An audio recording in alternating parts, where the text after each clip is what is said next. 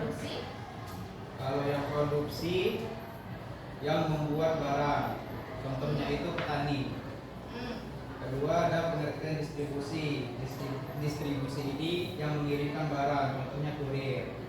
Dan yang terakhir itu konsumsi. Nah, konsumsi ini menikmati hasil, contohnya memakan es krim. Oke, betul. Sekarang dia. Ya. Kalau aktivitas ekonomi kegiatan untuk memenuhi kehidupan. Kalau produksi itu penyedia barang atau jasa, contohnya penjahit menghasilkan baju.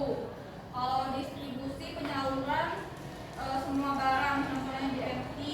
Kemudian konsumsi orang yang menikmati, memakai dan menghabiskan, contohnya manusia makan nasi. Betul. Selanjutnya Naika. Yang pertama itu aktivitas ekonomi. Aktivitas ekonomi itu adalah kegiatan untuk memenuhi kebutuhan sehari-hari. Lalu produksi itu adalah kegiatan menghasilkan barang atau jasa. Contohnya itu seperti petani menghasilkan beras. Lalu distribusi ini adalah kegiatan mengirimkan barangnya. Contohnya itu ada ini Bu. Ini Bu, mobil pembawa barang dan jasa barang. Terus konsumsi itu memakan atau menggunakan barangnya.